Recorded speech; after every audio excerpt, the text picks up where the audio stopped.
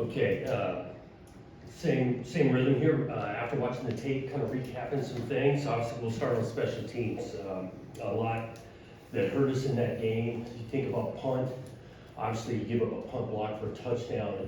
It can be tough to overcome. And so you look at it. We missed identification really out of 3 guys, and so the 3 guys are misidentified. And it starts with our preparation as coaches. Schematically, we're going to look at some things. Didn't probably emphasize on the road crowd noise on a punt play when you got a lack of communication that way. So that hurt, and then it continued on the punt side in the coverage aspect. And so there's a couple things that go with that. One is that when you get protected, now you kick it, you have the placement, and it's we got a big time punter, and he's got a big time leg, and this old adage of kind of out kicking your coverage. Well, yeah, he kicks it deep, but also the placement of it. We got to get it closer to the sideline and use the sideline as help in coverage. At the same time, wherever he kicks the thing, we got to be able to cover better and get it out of a lane or two. Good athlete returning it, but that did not help us. You think about field position throughout, that's a problem. So we got to get better there, which had been a strength for us. Let's face it, first 4 games, punt unit had been a strength, was not last Saturday. Kickoff return, we got the unfortunate one, the ball. You know, we got to be able to field the ball. They're kicking off to us. However, the wind made it tough. The communication between the two, got deep trust in the 2 that are trying to field it. They got to communicate better. But that was a huge momentum play for them in regards to the thing. You know, they came back. We took the lead, came back. The game's tied, and they get the ball up with an extra possession. So special teams wise, a lot to clean up that we need to do, especially when you play on the road. We got to have better play out of the special teams units. Offensively, I think I mentioned it after the game too, you start with this 2 of 14 on 3rd down. All right, so 1, that's a terrible percentage. That's too many 3rd downs in general. Well, what's leading into that? Your 1st and 2nd down efficiencies, lack of run game efficiency really throughout.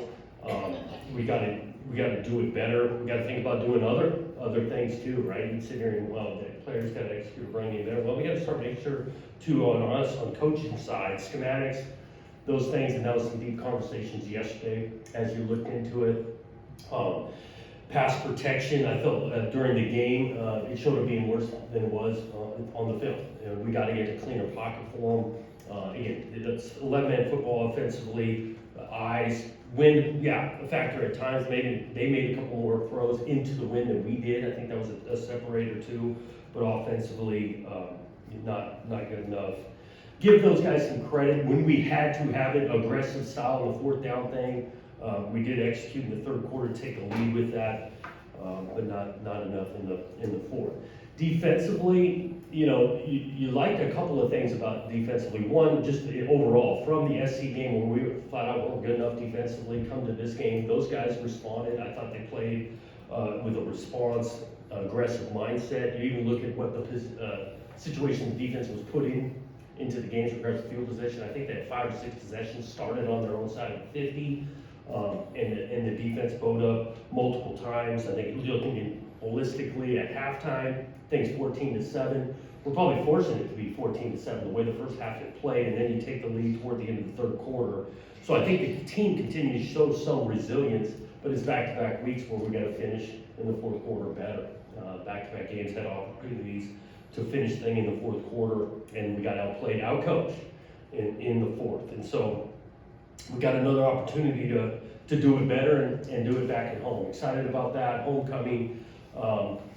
Anxious to get back around our home crowd, and I know our guys will be raring to go this Saturday, and we're going to need to. You talk about playing an opponent, UCLA, who had maybe the biggest win of college football year this last Saturday, and they played that way. They were galvanized. What they showed on that game against Penn State was impressive. I think the quarterback, you know, highly touted, good player, 5-star, he played like it this last Saturday, and so they got full attention that way with what he can do. That offense is galvanized and going, scored a bunch of points against a really, really good team, played some defense. They got a bunch of respect for how getting a win like that this last weekend. Questions? Jonathan, I was wondering, this is the first time we saw Aiden struggle this season, really, and what would you see on the film, and what were the conversations you've had with him since the game as far as what transpired and how to clean that up? Yeah, I think, we need to play better. He wanted to play better. He's competitive. We need to continue to help him. I think about the factors of protection, the lack of the run game, some of the down the distances we get. He did come back and have a couple of plays in that game that reminded us some of last year in regards to maybe doing too much, movement within the pocket, moving his eyes a couple of times where he needed to trust that protection. And so again, he needs to go back to work. We need to continue to surround him. We got to play better around him. But there were some signs of last week that were frustrating. Hey Jonathan, in your post game, you emphasized finding a way to win. In your experience, what foundational principles will remain the same, but what are some of the things, maybe based on personnel too, and what happened that you may be open to, quote unquote, looking at changing, tweaking, etc.? I think we're always looking week to week on what we learned from the previous game and wanting to do it better or get it fixed or do it differently. So that approach isn't totally different from just because the outcome this last week versus call it week one. I do think, looking at 2 games on the road, the ability to finish in the 4th, we got to find a way to do it better because we've done it at home. Call out Boston College going to double overtime. We found a way to finish there. So we've done it before. I think, but the previous 2 being on the road, we got to do it on the road. Jonathan, I'm curious with the maybe visceral reaction to wins and losses these days. It seems like every win and loss is put under such a microscope. Do you feel that as a coach? And if so, how do you deal with that in today's day and age? Yeah, you feel it as a coach, and you try to actually avoid, when you win, or glossing over of things. I think about our punt thing, right? After 4 weeks, we had a bye. Oh, this is one of the strengths. This has been a weapon for us. All these kind of things. We got exposed in the 5th game, and so as a coach, I think you're always urgent to find ways to improve, making sure you don't got flaws that you don't recognize that your opponent does, whether you win or lose.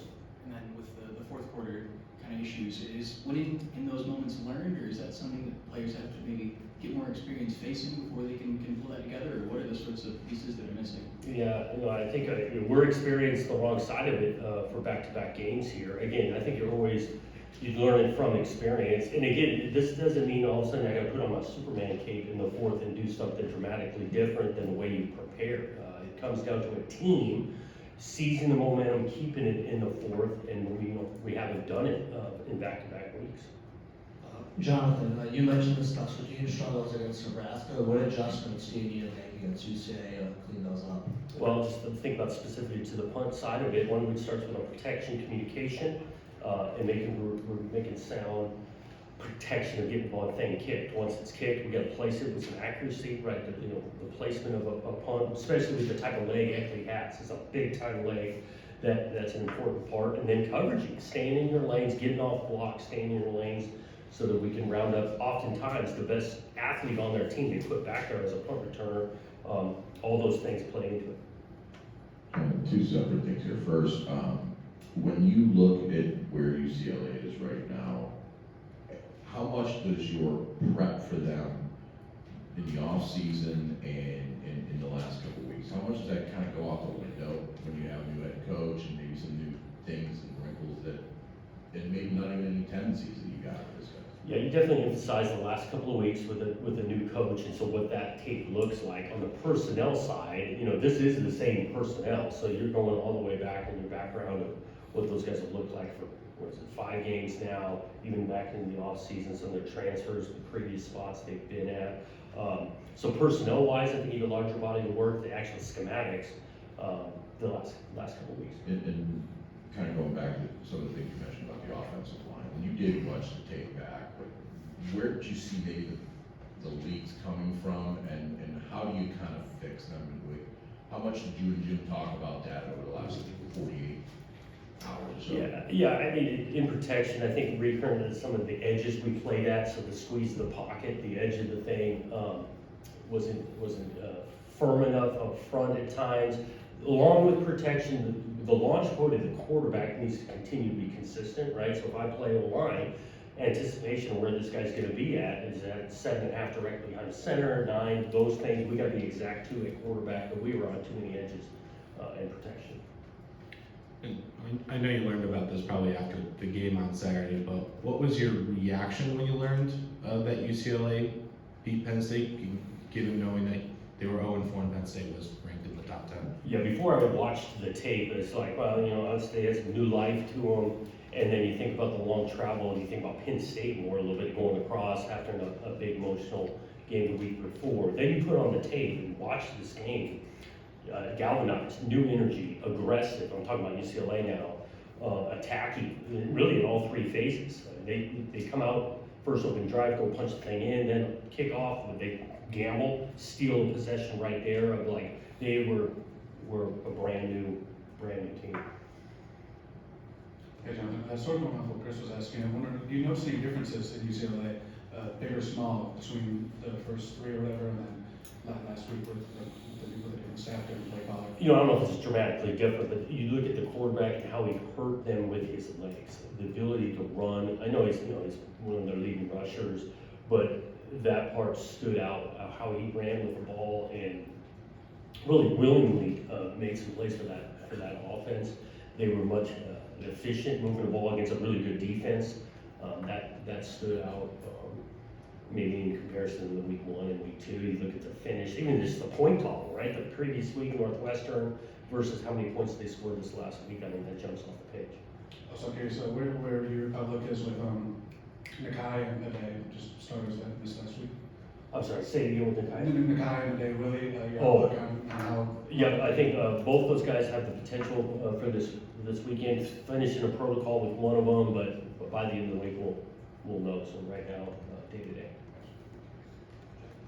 You mentioned after the game on offense, unable to answer there in the fourth quarter. You talked about troubles in the fourth quarter. When you look back at those 3 possessions, 3 and out, 3 and out, 4 and out, there's a 3rd and 4 downfield incompletion, like a 2nd down swing pass that went negatively. Yeah, that was, yeah. What do you look, when you compartmentalize those 3 or 4 possessions, what did you see there? I think you think a little bit of the execution. I say this term coaches use all the time, the execution in those moments where it was lacking. The field position wasn't great. Think about the possession on the 9-yard line, 2nd down, we threw a swing route. Almost went through the swing route as if it was hot in the protection. We actually picked that up with the crowd noise. I don't think we're on the same page when there's a quarterback on the line. O-line picks it up. Aiden thinks it's got to come out a little bit sooner. The swing route almost thrown like a screen. Whereas cover 2 by those guys that make the tackle for loss. Like that's a lack of execution on both fronts. Again, to go back to those moments where it's still, there's no panic. The game is in the balance of finding it. Not staying away from the 3rd and long that we faced the whole night, and that showed up in the fourth quarter. And Aiden, were his eyes on the right? Was he making good choices on some of those, like the 3rd and 4 and so forth?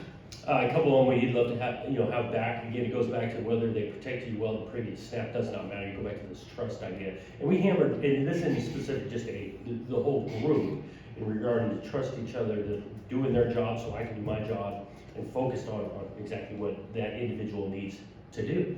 Quarterback, O-line, route runner, defensive end, post safety, play caller, all of us trusting the others to do their job. Jonathan, I think it was 12 negative yardage plays.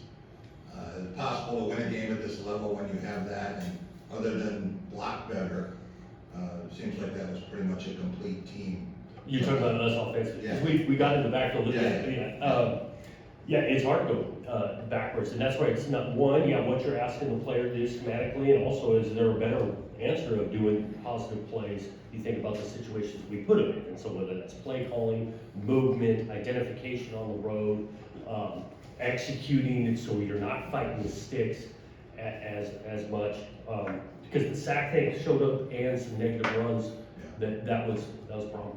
And TV focused on the blow up with Aiden and Nick on the sideline. Is it as simple as a team saying, we're not going to let 6 get the ball, and when that happens, if you've got a weapon like that, how do you get to them anyway? Mm-hmm. In regards to the conversation, those two, I'll describe it as during the game. I wasn't aware of it and learned it after. I do think you're talking about a couple of guys that this means a lot to them and are pretty competitive. Those guys love each other and all of that. I do think that, Nick's a really good player, finding ways to continue to see his rep count of touches goes up, but he's not alone there. I look at Marty Kelly, a really good player. I think we targeted one, and so that was addressed, discussed heavily yesterday, and we're hoping it looks a little different on Saturday. Jonathan, your first noon game as the coach here, was there a little bit of, back-to-back weeks on the road, you get a little sense of normalcy with a new game back at home, and how, you mentioned UCLA, and Penn State not gonna go that way, now they gotta come your way and play 9 AM basically their time. Now, how does that factor into the way you look at the game? I think we're definitely looking forward to a noon kickoff back at home, homecoming, in front of our fan base, the passionate fan base that we have. So we're excited about that. Again, I can't speak totally for UCLA, but watching them off the tape on Saturday, I think they're gonna be excited to play whatever time we're kicking off. When you were out west, did you ever play noon out east in your recollection? I don't, nothing jumping right to me, I'm staring back at DVDs, been looking the whole time. I don't think so. It seemed like there were a lot of passes deep into difficult wind on Saturday, or at least downfield. Is that like, does the game plan get adjusted when you see the conditions like that from what it might have been? And when you kind of look back at that and sort of the approach and some trying to connect there, you wish there'd been a little more underneath or just a different way about things?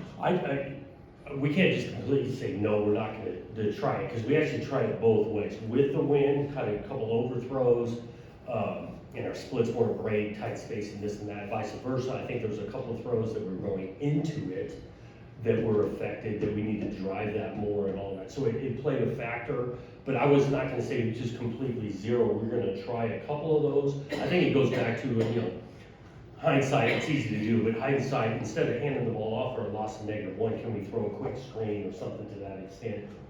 Thinking about the factor of the win, hindsight 2020. John, I'm wondering what you thought of Alessio in his first real, sort of extended game action. Obviously, early is in the fire there, and then late he is a good series. What you thought of him coming out of it? We got to take a look at. Yeah, so there's just some silver linings all the time. You get some frustrations when you lose games. I did think he stepped up in a big moment, especially early on. Aiden takes a pretty good hit.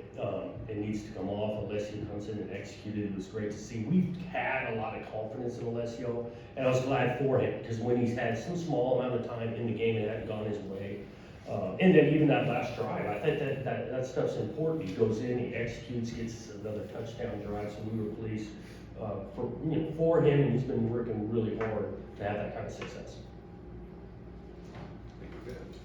Thank you.